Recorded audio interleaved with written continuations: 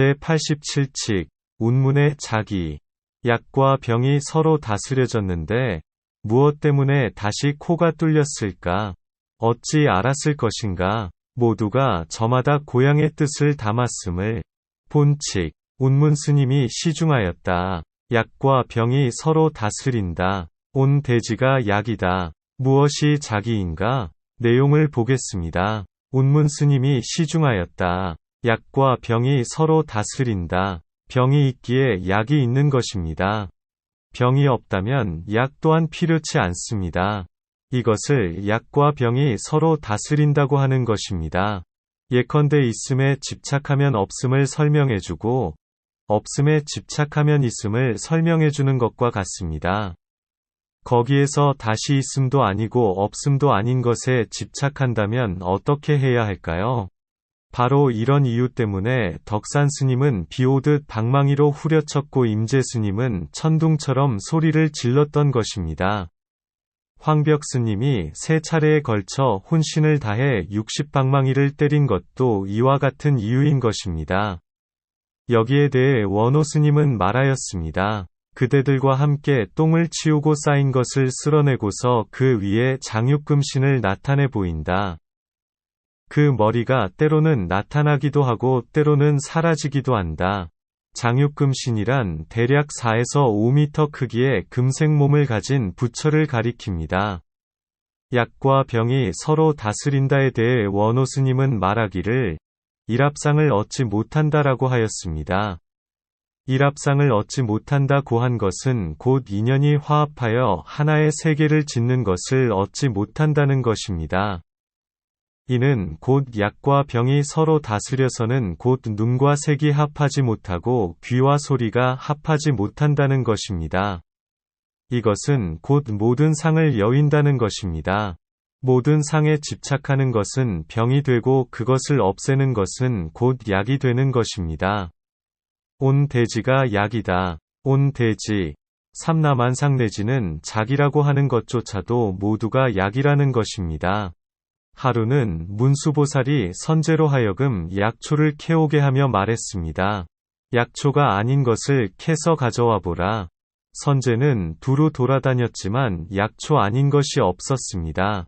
마침내 돌아와서는 말했습니다. 약초가 아닌 것이 없습니다. 문수보살이 말했습니다. 그렇다면 약초인 것을 캐서 가져와 보라.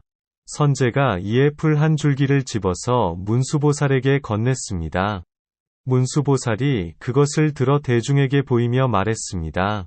이 약은 능히 사람을 죽일 수도 있고 능히 사람을 살릴 수도 있다. 산하대지 모두가 약 아닌 것이 없다는 것입니다. 마찬가지로 일체의 모든 가르침 또한 모두 약이라는 것입니다.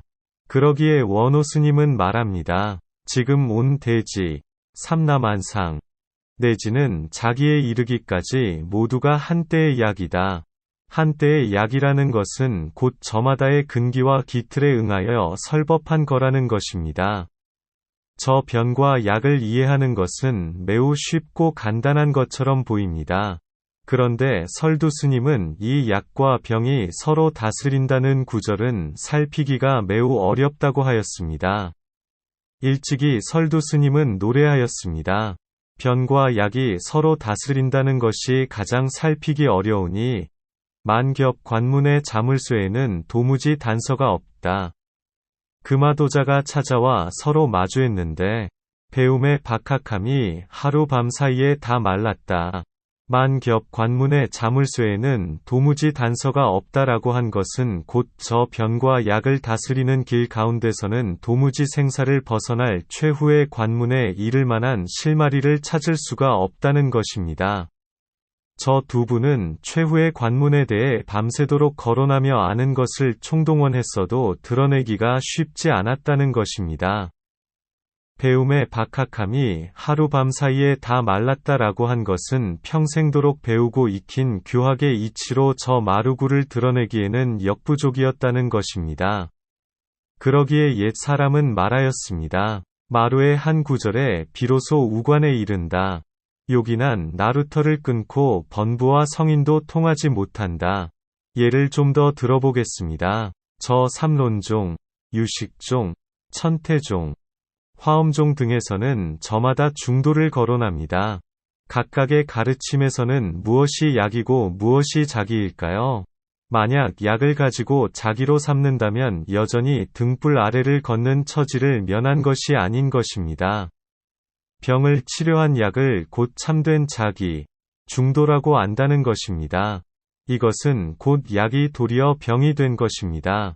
옛 사람은 말하기를 부처의 가르침은 마치 꿀을 잰 과일과 같다라고 하였습니다. 설령 곧장 쓰디 쓴 약을 썼다고 해도 그 약의 여독은 어떻게 없앨 것인가? 운문 스님은 묻습니다. 무엇이 자기인가? 그렇지만 이제 약과 병이 말끔히 다스려졌다면 무엇을 자기라고 해야 할까요? 이제 약과 병 이 둘 다를 모두 떠났다면 무엇을 본래 면목이라고 해야 하느냐는 것입니다. 저 부처를 부처라고 아는 견해, 부처를 부처라고 점찍지 않음에 이르고 저 점찍지 않음에도 머물지 않는 지견에 이르러서도 모두 약에 해당하고 병에 해당한다는 것입니다. 그렇다면 이제 무엇이 자신의 진짜 모습일까요? 여기에 이르기 위해서는 먼저 약이 무엇이고 병이 무엇인지를 제대로 알아야 합니다. 약과 병, 그리고 자기. 이 세 가지를 제대로 가려내는 것은 역시 쉬운 일이 아닌 것입니다. 어떤 자는 자신도 모르는 사이에 병통을 가지고 참성품이라고 여기고 어떤 자는 약을 가지고 중도라고 철석 같이 믿고 있습니다. 그러나 지금 운문 스님은 이 둘을 떠난 자기를 묻고 있습니다. 그런데 여기에서 또다시 반전이 일어났습니다. 여기에 대해 설두 스님은 노래하였습니다. 온 돼지가 약이라고 하며 고금에 얼마나 크게 잘못하였는가. 문을 닫고 수레를 만들지 않으면 큰 길은 자연히 확 트이고 드넓다. 어긋났다라 어긋났다라. 콧구멍이 하늘을 희롱해도 역시 뚫리리라. 하나하나 살펴보도록 하겠습니다. 온 돼지가 약이라고 하며 모두가 그렇게 알고 있다는 것입니다. 온 돼지가 그저 약이라고만 알고 있다는 것입니다. 이것은 곧 온 돼지를 떠나서 부처를 찾는다고 말하는 것과 같은 것입니다. 어찌 부처와 중생이 둘이겠는가? 다만 방편으로 둘로 나누었을 뿐인 것입니다. 처음부터 부처와 중생이 같다고 하면 감당하지 못하기 때문입니다. 열반과 번뇌가 같다고 하면 누가 믿을 것인가? 고금에 얼마나 크게 잘못하였는가? 예나 지금이나 자기에 대해 잘못 알고 있다는 것입니다. 방편의 뜻과 진실을 구분하지 못하고 있다는 것입니다. 여기에 대해 원호 스님은 말하기를 말 가운데 울림이 있다. 하나의 붓으로 그었다. 돌이라고 하였습니다. 말 가운데 울림이 있다는 것은 저 한마디가 온 몸을 전율하게 했다는 것입니다. 하나의 붓으로 그었다라고 한 것은 저 고금의 견해를 모조리 후려쳤다는 것입니다. 돌이라고 한 것은 곧 꾸짖는 소리입니다. 문을 닫고 수레를 만들지 않으면 수레란 길을 따라 사람과 짐을 운반하는 도구입니다. 저 소승과 중승, 대승을 가리킵니다. 수레를 만들지 않으면 이라고 한 것은 곧 사람을 굳이 3승으로 나누지 않는다는 것입니다. 소승, 중승, 대승으로 나누는 것이 모두 방편이라는 것입니다. 여기에 대해 원호 스님은 말하기를 저 설두 스님이 대중을 위해 힘을 다했다. 재앙은 사사로운 문에서 나온다. 드넓고 평평하다. 시로락이 하나 걸치지 않는다. 누구이기에 저렇듯 한가한 공부가 있는가? 귀신꿀을 따라 살림살이를 짓는다라고 하였습니다. 설두 스님은 대중을 위해 힘을 다했다라고 한 것은 평생의 살림살이를 조금 슬쩍 보였다는 것입니다. 재앙은 사사로운 문에서 나온다라고 한 것은 기틀을 마주에 설한 가르침을 그대로 믿고 진실로 아는 것은 평생의 재앙이라는 것입니다.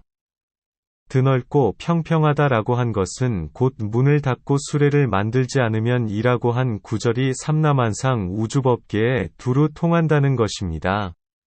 실오락이 하나 걸치지 않는다라고 한 것은 조금도 보태지도 빼지도 않고 여실하게 드러냈다는 것입니다. 누구이기에 저렇듯 한가한 공부가 있는가라고 한 것은 그에게는 아무런 일이 없다는 것입니다. 그의 눈에는 단 하나의 중생도 보이지 않는다는 것입니다. 그가 지금 실지의 땅을 밟고 있다는 것입니다. 귀신 꿀을 따라 살림살이를 짓는다라고 한 것은 허망함을 진실로 알고 있다는 것입니다. 물속의 달을 진짜 달로 알고 있다는 것입니다. 달빛이 물에 비치지만 애초에 달은 물에 떨어진 적이 없다는 것입니다. 그저 중생의 우물에 그림자가 비쳤을 뿐이라는 것입니다. 그렇지만 어찌 저 중생 또한 따로 존재했을 것인가? 그럼에도 불구하고 중생은 저마다 자기 소굴을 짓고 거기에 머문다는 것입니다. 이것 자체가 불가사의한 일이라는 것입니다. 큰 길은 자연히 확 트이고 드넓다. 저 문을 닫고 수레를 만들지 않는 것이 곧 큰 길이라는 것입니다. 이 큰 길이란 곧 대도를 가리킵니다. 장안의 큰 길이 사방으로 이어진다는 것입니다. 저 발가락 끝 모세혈관까지 밀밀하게 이어진다는 것입니다. 여기에 대해 원호 스님은 말하기를 곧장 풀 속으로 들어가기도 하고 말에 올라 길을 보기도 한다. 손 가는 대로 잡는다. 기특하다고 하리라라고 하였습니다. 곧장 풀 속으로 들어가기도 하고 라고 한 것은 아득한 구름 가운데 머문다는 것입니다. 말에 올라 길을 보기도 한다라고 한 것은 저 하나의 길을 따라서 길을 간다는 것입니다. 손 가는 대로 잡는다라고 한 것은 흐름에 내맡기며 타성일편을 면면히 이어간다는 것입니다. 산은 산이고 물은 물이라는 것입니다. 그런데 여기에 이르러 설두 스님은 돌연히 소리쳤습니다. 어긋났다라, 어긋났다라. 어긋났다는 것은 이빨들이 서로 딱 맞지 않고 들쑥날쑥이라는 것입니다. 본문에서는 말하기를 설두 스님은 운문 스님의 발꿈치를 끊어낼 줄을 알았다. 운문 스님의 이 한 구절은 천하 사람들을 혼란에 빠뜨렸다라고 하였습니다. 이것을 제대로 이해하는 것은 매우 중요합니다. 발꿈치를 끊어낼 줄을 알았다라고 한 것은 고대 중국에서는 큰 죄를 지으면 발뒤꿈치를 자르는 형벌이 있었습니다. 이는 곧 운문 스님의 저 한마디가 천하를 혼란케 한 것을 설두 스님이 집어냈다는 것입니다. 원호 스님은 말하기를 운문 스님의 이 한 구절은 천하 사람들을 혼란에 빠뜨렸다라고 하였습니다. 이 한 구절이란 곧 온 대지가 약이다. 무엇이 자기인가라고 한 것을 말합니다. 설두 스님은 직접적으로 운문 스님을 거론하지 않고 스스로가 몸소 한 가닥의 길을 열어 보이고서 오히려 거기에 허물이 있다고 지적하였습니다. 그것을 또한 놓치지 않고 원호 스님은 설두 스님이 운문의 발꿈치를 잘랐다고 평을 한 것입니다. 그러기에 본문에서는 말하였습니다. 앞도 어긋났고 뒤도 어긋났다. 누가 알 것인가?